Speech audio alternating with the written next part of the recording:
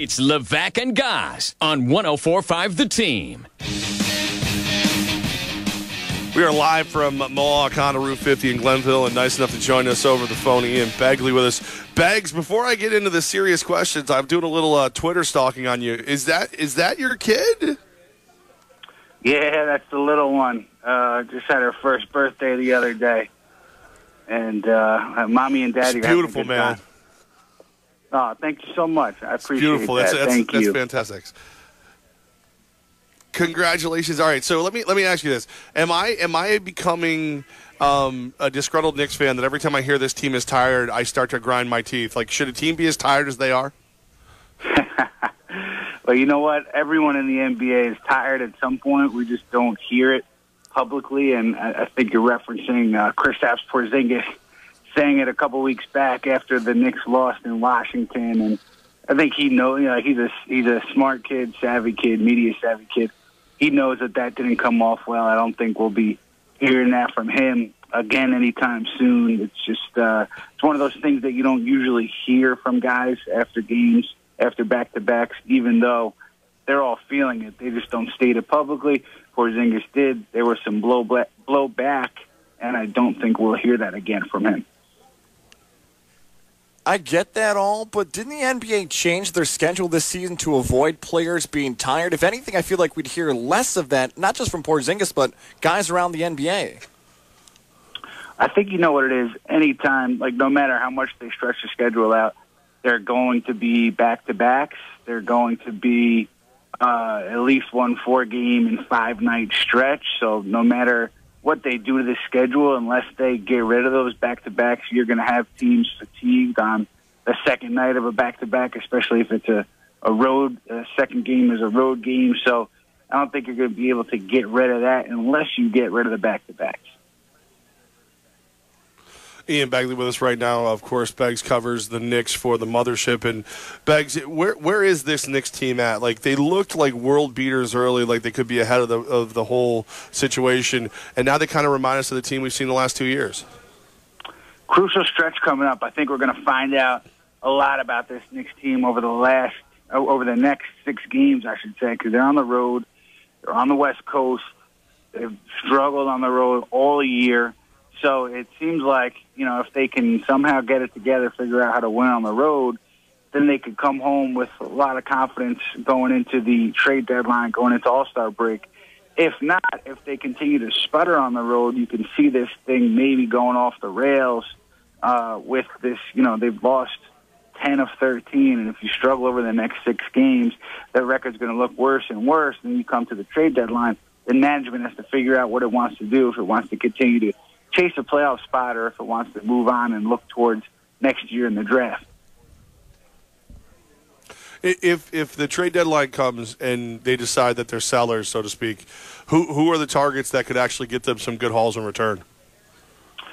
Well, I think what it'll be about what they do at center, and it'll be if they can find a good deal for either a Courtney Lee or maybe a Lance Thomas. I think you look at those veterans and those are guys who could be attractive to potential playoff teams. But you look at that center position, and it'll be one of Billy Hernangomez or Kyle O'Quinn, I think, who gets moved because, no matter where they are in the standings, they have a glut at center. They have 4 centers. They have Cantor. They have Hernangomez. They have Kyle O'Quinn. They have Joakim Noah. So one of those guys is going to get moved. I think it'll come down to whatever team comes up with the best offer, whether it be for Kyle O'Quinn or for Billy Hernangomez, and then, you go from there. So I think one thing we'll see at the deadline, no matter what, is a trade of a center. And then beyond that, it's just a matter of where they are in the standings and if they want to shop some of those veteran players. I'll admit, I'm still surprised about how good Michael Beasley has been this season for the Knicks. How has this happened? Why is Beasley so good this year? Man, he can score, can he? He is a fantastic scorer. Yeah. You still see lapses from him, I think, on the other side of the court on defense, and then some turnover issues. You still see those, but when he gets the ball in the right spot, he is just deadly. Especially when he's with that second unit and the ball goes through him. He has been fantastic for this club, and I think that kind of talent has always been there for Michael Beasley. It's just a matter of how many touches he's getting, where he's getting those touches, and what kind of offense is being run. So, he is one of the most, talented scorers, I think, in the league. He said that. People laugh at it, but players around the league, I think, believe that, just knowing his game and knowing what he is. And I think that's what we've seen on some of these nights for the Knicks, especially when Tim Hardaway Jr. was out, when Beasley had the ball in his hands a lot. He's just a fantastic scorer, just hard to stop, hard for opposing defenses to stop. I'm glad you brought up Tim Hardaway Jr. because I'm still trying to figure out the way in which the Knicks are going to ease him back. He played 33 minutes one night, then the next night he's not going to play. What is Hardaway Jr.'s status going forward here for the rest of the month? It should be pretty normal. I think the only time they might hold him out is if he goes heavy minutes on a back-to-back, which on the first game of a back-to-back, I should say, which was the case this week when he was held out against Brooklyn because he played 33 minutes in that overtime loss to New Orleans. So I would expect, as long as that doesn't present itself again, that he plays every game and, plays around 20, 25 minutes every game until he's back in game shape. And once that happens, he will probably be back in the starting lineup playing his regular allotted minutes. So I would think that you see him throughout this trip. Maybe the only game you don't see him is that second game of a back-to-back when I believe the Knicks are in Phoenix. Ian Begley with us right now, of course, covers the Knicks for ESPN. Beggs, I know you said this stretch is what matters, but you see this team game in, game out. What's a reasonable hope for a Knicks fan right now, just based on what you've seen so far? I think best case scenario is that they are in position to fight for one of those last playoff spots in the East come mid-March, and then you kind of see what happens, because that means they will have navigated this tough road trip coming up now. They'll have navigated a long road trip they have in March when you have the college basketball conference tournament coming to Madison Square Garden. So they can get through those long stretches on the road and still be around 500.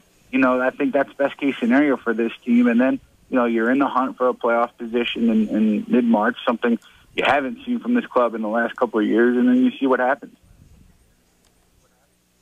Knicks tip off 8 o'clock tonight against the Memphis Grizzlies. Memphis is struggling this season. This should be a game they win tonight. Is there any way the upset can happen and Memphis pulls this off? What do the Knicks have to do to avoid the upset? This is a team that's lost twice in Chicago, that's lost in Atlanta, so I don't think they can be expected to win any road game at this point. Obviously, with the opposition struggling, I wouldn't be surprised if the Knicks won the game, but they have yet to show you that they can consistently win games on the road, even games that they lead late. So, listen, you need the strong play from Kristaps Porzingis, the kind of play that you saw against Brooklyn the other night when he shot the ball well, shot the ball efficiently, and the ball moves. And that's what, on the nights that this team is playing its best, that's what happened. The ball moves from side to side. You get Kristaps Porzingis good looks. He, in turn, gets good looks for his teammates when the defense comes to him. So that's what you see from this team when things are working well for Jeff Hornacek. And when they're not, the offense bogs down, players stop moving, the Knicks get bad shots. So as long as that offense is playing similar to what we saw against Brooklyn the other night, the Knicks should be okay. Ian Begley, man, we know you're a busy man, especially with that the beautiful kid running around the house. We appreciate your time as always, and can't wait to talk to you again in the future. Thanks so much, fellas. Have a great day.